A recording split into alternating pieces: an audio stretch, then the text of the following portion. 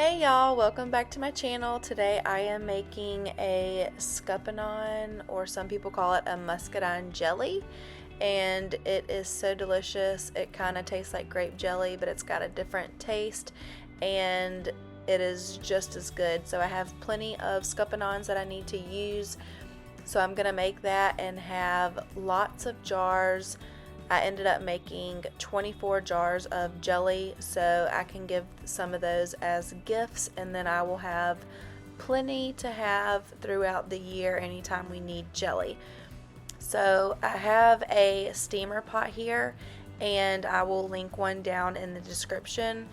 And what that does is you put any kind of fruit, vegetable, or even herbs in the steamer, and you fill the bottom of it with water, and the steam is what extracts the juice. So these scuppernongs are very juicy, and I was able to get over a gallon of juice from these.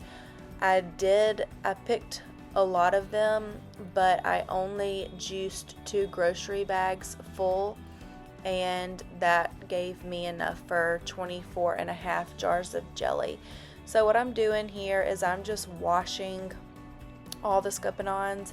There are leaves, that get in there. There are stems, sometimes even bugs, and so I just made sure that I washed those the best that I could. And it took a few rinses. Here I am rinsing the second bag, and it ended up being the perfect amount because the 2 bags filled up the steamer all the way to the very top. So that was perfect, and we picked a lot, but we gave a lot of scuppernongs just to family members and stuff, so I ended up having the perfect amount. But I just picked out all the scuppernongs that just didn't look right. Maybe the skin's peeled off, or it just didn't look normal to me, so I just picked those out, picked out all the stems, rinsed it real good, and then I just added it to the pot. And of course I had to snack on a few of these while I was rinsing them. They make such a great snack. If you've never had a scuppernong before, what you do is where the stem was, you bite that piece off and you can see the inside there, and it's pretty much like the texture of a grape, but you squeeze that and it comes right out. And there are seeds. The seeds are larger than the ones in grapes, so you don't want to eat those, you just spit those out. And now I'm just getting the rest of these here, rinsing those, and gonna put those into the pot. And then I just go ahead and rinse my bowl out. I try to clean as I go because my kitchen is tiny. There is the water pan for the steamer, and you want to fill it all the way up. And then you can see the hose. You want to make sure the hose is lined up perfectly with the water pot, because it fits down in there perfectly. And then you put the lid on and turn your stove on to high. Keep an eye on it though, because sometimes if the water pan is too full, it might start coming out the bottom a little bit, so don't fill it all the way. You want to fill it up to just the line. And here's Lincoln. It smelled so good in our kitchen, and he was telling me to smell it. So here I am draining the juice. So I did not get a chance to film the very first part because I have used the steamer before, but this time for some reason, I guess it was the way that I had my hose clamped onto that glass jar, and the first time that I made this, you could see the juice coming out of the hose a little bit, so I knew that it was time to drain. But this time it did not do that. So 30 minutes went by and I was like, why is there still no juice? And I lifted up the pan that the scuppernongs were in, and the juice was all the way to the top. So I had to frantically grab the jar and start to drain it immediately, because if not, that juice would have gone into the boiling water. So I was able to catch that just in time. I'm so glad I looked. but I'm not a professional at this, so that's okay. I want to learn more about canning and all of that, so.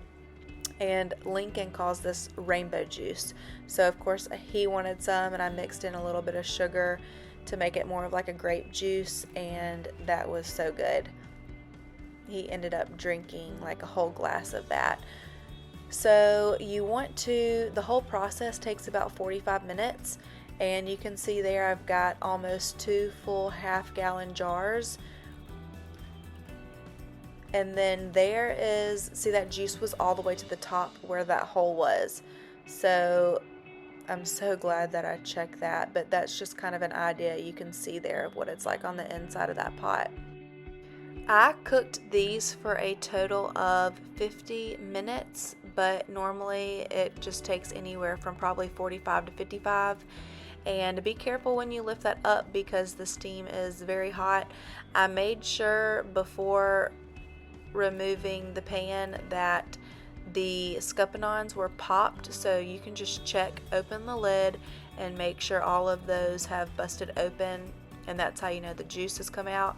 So I had to put that steamer pot over in my sink because there was no more juice coming out of the scuppernons, and then I just had to tilt my pan over and into the jar to get the rest of the juice out.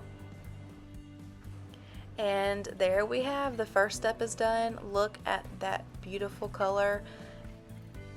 Now it is the next day. I had to get out in the garden that evening, so I did not finish the jelly that same day. This is the next day. And I added 10 cups of the scuppernong juice. I doubled the recipe, but I will put the recipe down in the description. I don't know if you watch Lazy Dog Farm, but this is his recipe. They call it Shoe Buddy Scuppernong jelly. So there's 10 cups of the scuppernong juice, and I had my water bath there, and I went ahead and sanitized the lids. That is a view from our kitchen window to the garden, and it was raining, and it was just so beautiful and peaceful. Now I am filling up the water bath. This is just a regular pot. This is my mom's pot. And you can use any pot as long as the water covers the jars. And you bring the juice to a boil. And then I went ahead and got my pectin ready. And that was if you're using 5 cups of juice, you'll use 8 tablespoons of pectin. I doubled it. So I think I got around 15 tablespoons of pectin, and I added that to the juice. Of course, all of the exact instructions will be in the description. And you want to stir that, and you keep stirring it until it comes back to a boil. And then I could tell that it was enough pectin and that it was ready because it started to gel up on the spoon. And be careful, because if you're not stirring, it will boil. I had to take it off the eye because it would have boiled over if I wouldn't have done that. So just stay there, right there with it.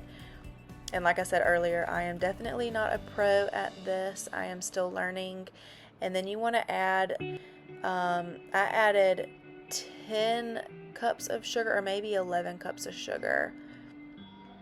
And I think it called for 6 cups of sugar per 5 cups of juice, but I do not like it that sweet.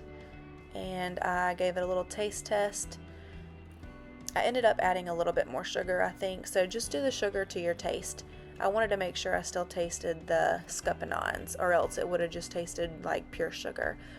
So I am putting the jelly now into my half-pint jars, and I filled it all the way to the first line, so I gave it a little bit of space. And try not to, get the jelly everywhere, because then you do have to wipe the rims off. And the jars are very hot too, because you're putting that boiling jelly into them. So here I am wiping the jars with some vinegar, and I made sure that I wiped them very well.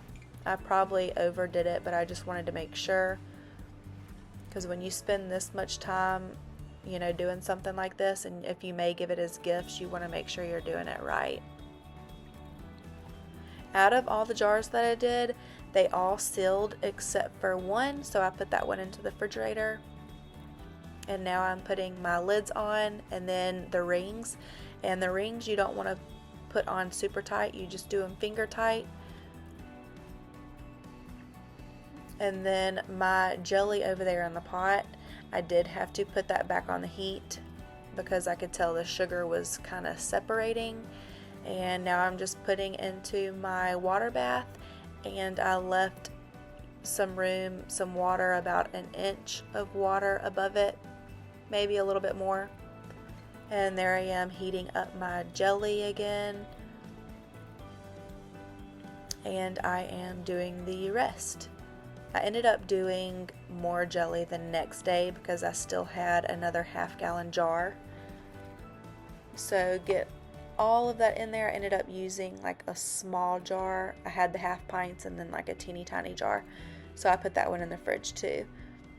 And then you can see there what I was talking about. Even though I heated it back up, you can see where it just kind of, it was sugar that, you know, rose to the top. But I scooped that out because I just didn't like the way that looked. You probably could keep that in there. I did keep that in some jars, but it doesn't look the best. So if you're giving it as gifts, you might want to just take that part out. And I'm not sure why that happened. So if you know why, let me know, because I am still learning and want to know more. And if I can prevent that in the future, that would be great. Once your water comes to a boil, it will, you'll start your timer and you'll start it for 15 minutes once it starts boiling. And I started another pot. That right there, that is to keep the jars off of the bottom of the pot so they don't crack. I got that from Walmart, and it is specifically for canning, and honestly, I do not recommend it. It did get the job done, but you could also just put like a tea towel on the bottom of the pot. The reason why I am not a fan of that black thing is because it left a white film on the water and on my pot, which was very weird because I washed it. And there we have it. The first pot is done, and I put those out on a towel and I let them sit there for about 24 hours. And then I went ahead and put the rest of my jars in that pot that was empty, and I added some more water.